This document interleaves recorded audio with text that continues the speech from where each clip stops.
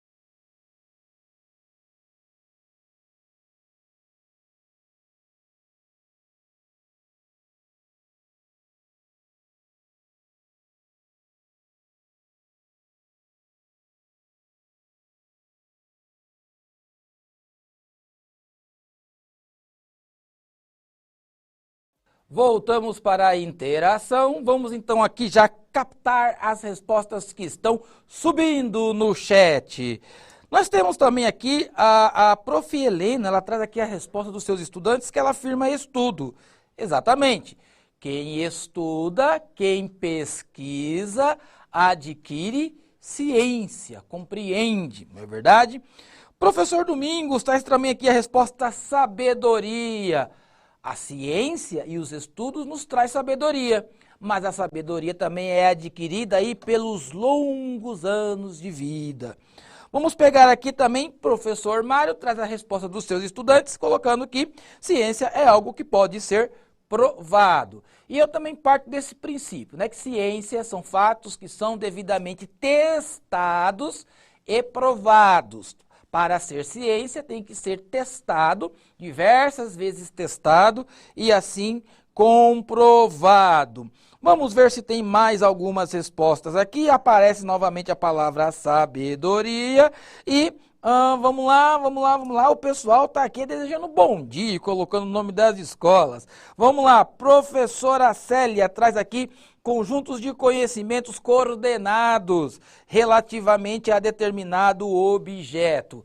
Ou seja, para se fazer ciência tem que ter, né, ali o seu cronograma, onde você vai trabalhar as diversas partes da sua pesquisa, dentro de um cronograma focado no seu objeto de conhecimento, né, o que você quer explorar, ok? Então, ciência, galerinha, se faz com muito estudo e pesquisa, ok? Não tem como pegar atalho.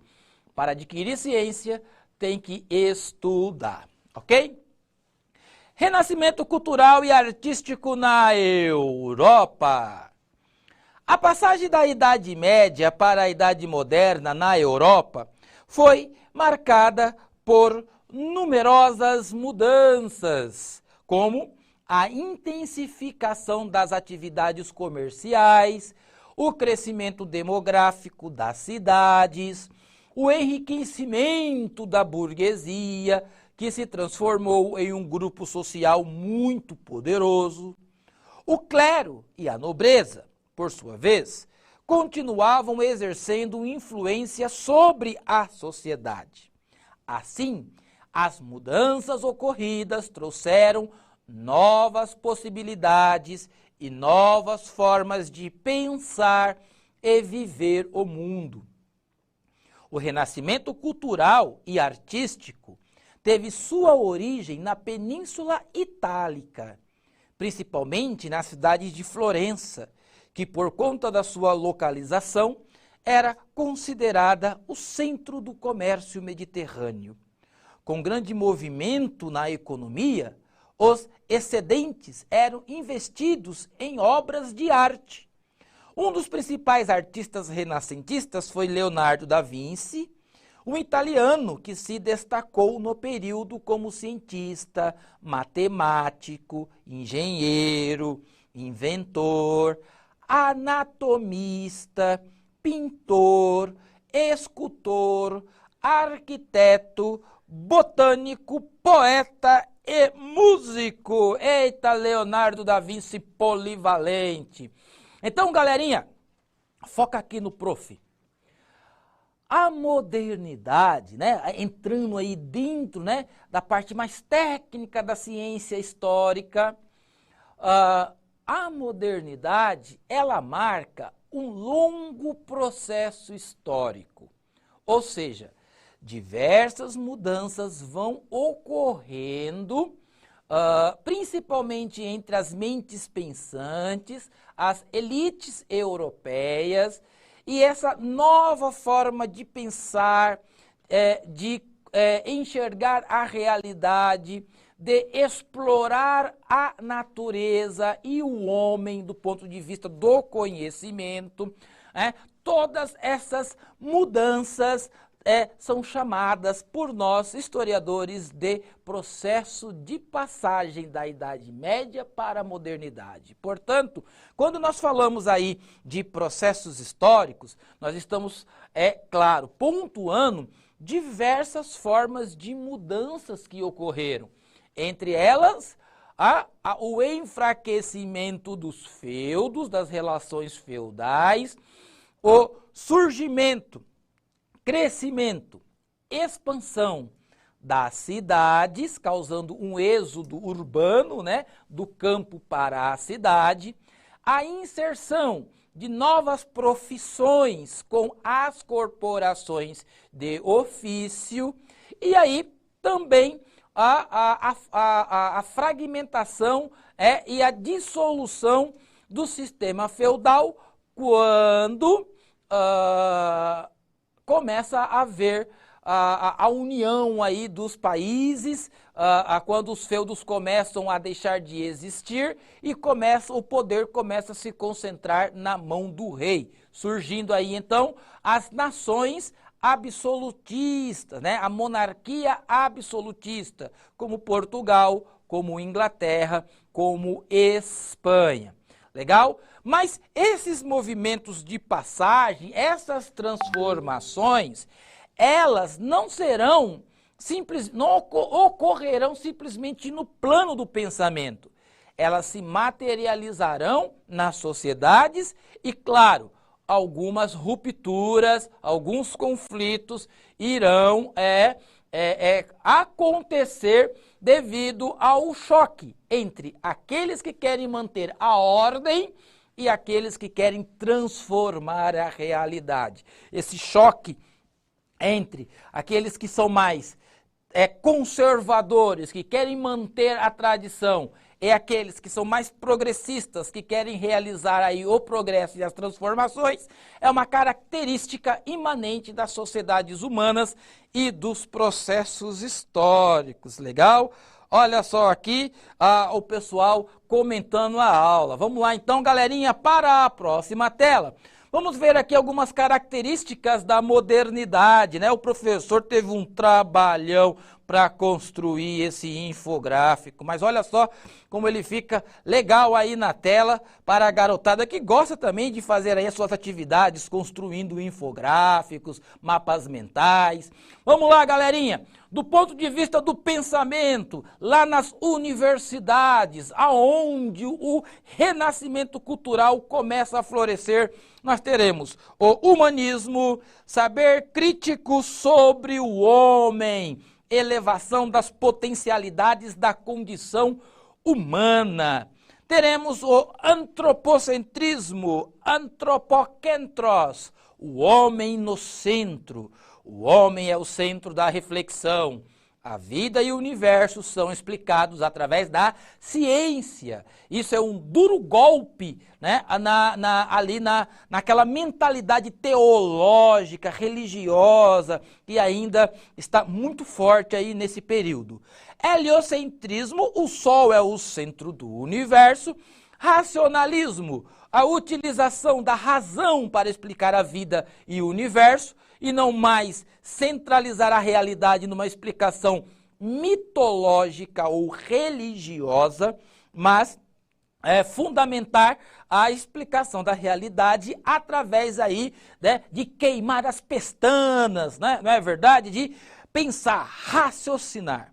Cientificismo, valorização da ciência sobre outras compreensões da realidade humana, e a formação das cidades e surgimento da burguesia, que proporcionou o fim do regime feudal e aí sim a passagem do mercantilismo para o capitalismo, que são cenas dos próximos capítulos nas habilidades que trabalharemos durante o ano. Legal, galerinha? Então, vai haver uma grande, bombástica transformação na forma de se enxergar a realidade, de conceber conceitos, de se explicar o mundo e de se relacionar. Isso vai acontecer ali também de forma urbana com o crescimento das cidades e também nas universidades com as transformações que o chamado renascimento cultural vai levar para o homem. Legal?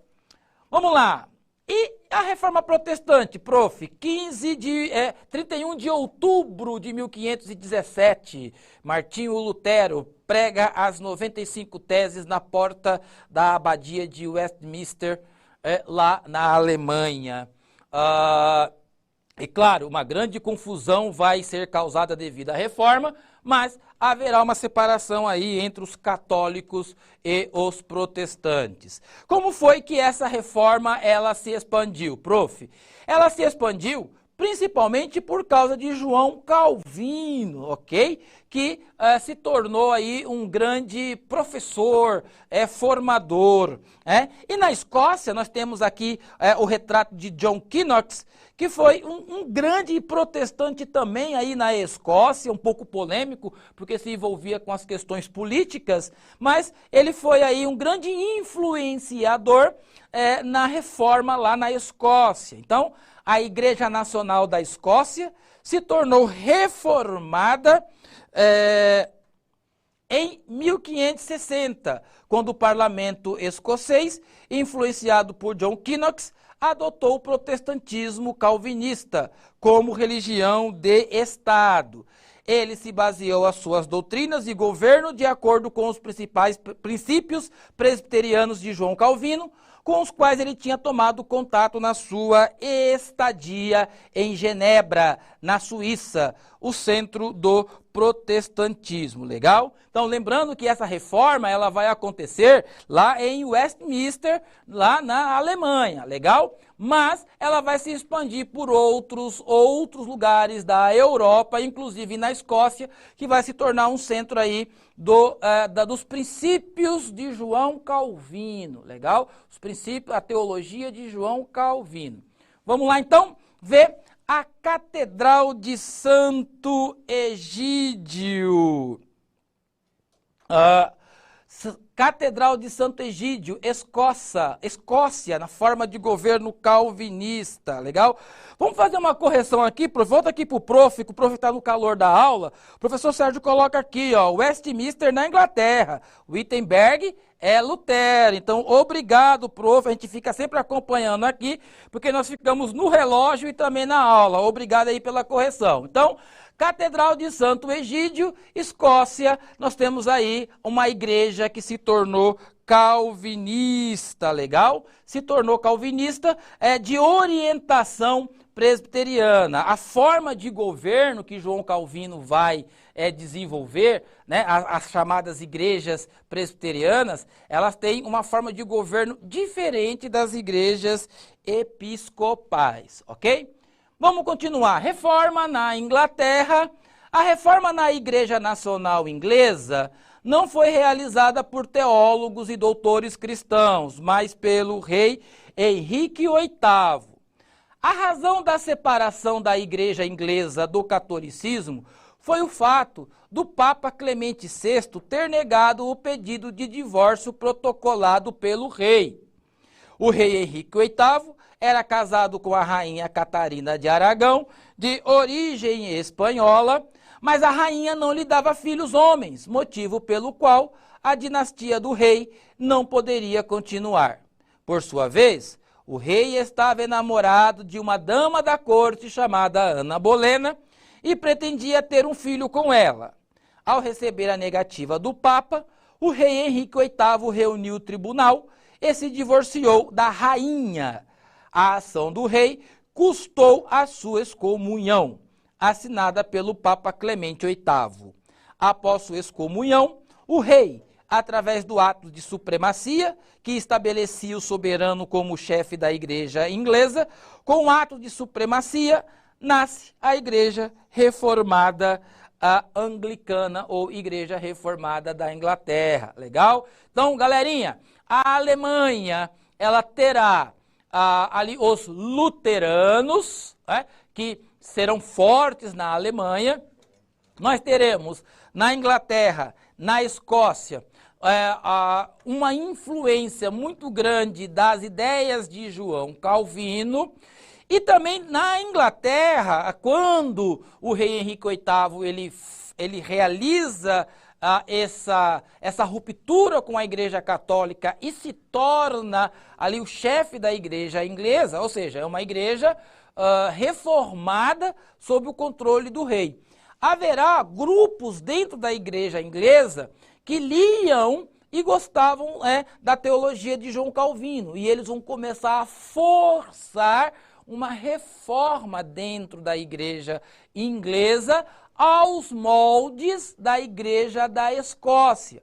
Então, os calvinistas da Inglaterra, eles não desejavam uma igreja que ainda possuía elementos católicos, seja na forma de governo, seja na liturgia, ou também na forma de interpretar os sacramentos. Mas eles queriam uma igreja com um sistema de governo e uma teologia baseada aí como modelo a Igreja da Escócia. Então, a ruptura com o catolicismo romano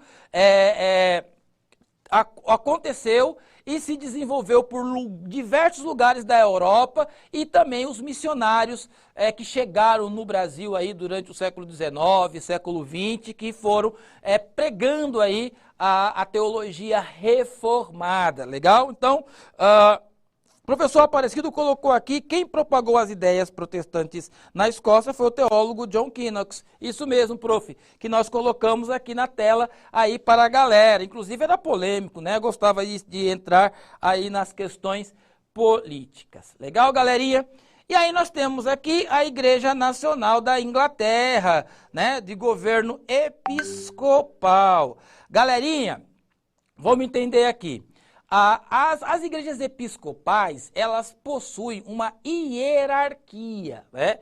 Uma hierarquia, começa lá do clérigo, né, do padre, e vai até lá o bispo, então, que é aquele coordenador da região, né? Por isso dá-se o nome de episcopal. Muitas igrejas reformadas, dessas que vieram da reforma protestante, elas não possuem essa hierarquia, mas elas trabalham de uma maneira mais congregacional, onde os próprios membros se reúnem em assembleia para escolher os seus oficiais. Então você vai ter as instâncias, né, de governo, mas não uma hierarquia individual, né, do chamado ministério, né, que a pessoa vai se desenvolvendo e vai crescendo. Então você vai ter uma diferença na forma de governo dessas igrejas protestantes. Então, os presbiterianos, os calvinistas, eles queriam que aqui na igreja inglesa houvesse uma forma de governo diferente, que seria uma forma de governo como modelo, seria como modelo a igreja da Escócia, que se tornou uma igreja reformada também, ok? Pela influência de John Knox. Vamos lá então para essa tela aqui, vamos ver aqui a distribuição, né, desses protestantes lá na Europa. O mapa aqui do professor Alcides Guerreiro, nosso parceiro. Veja só, galerinha, ó, em amarelo nós temos aqui a influência católica, ok? Temos aqui a influência católica na região aqui de amarelo, principalmente aqui Portugal, Espanha e França. Em vermelho, nós teremos a influência dos protestantes, mas aí no norte da Europa, pegando Noruega, Suécia, Finlândia, Alemanha, ok? E teremos também aí um grupo aí de ortodoxos, que são mais tradicionais, que tem ritos específicos da sua liturgia, né? Então, são grupos aí que são bem assim na sua forma de ser, né, de compreender, eles têm características diferentes, né, dali dos protestantes. Então, a região ali negra, né, escura, está ali os grupos de ortodoxos. Então você pode ver que na Europa nós temos ali, agora, após a reforma protestante, né, que teve aí o Lutero como grande protagonista no seu início, agora, voltando no mapa, nós vamos ter uma divisão religiosa, ok? Não são diversas religiões, galerinha, é o cristianismo, mas agora ele está dividido entre católicos e grupos de protestantes, como os luteranos, como os calvinistas, como alguns ortodoxos também. Legal? Galerinha, aqui está o mapa da divisão. Nossa aula está chegando no fim. Mas nós vamos deixar para vocês aqui as atividades complementares. Você vai assistir o vídeo sobre a Reforma Protestante e aí você vai criar aí os seus mapas mentais, coloridos, organizados, sobre o renascimento urbano e sobre as universidades europeias e o renascimento cultural. Legal?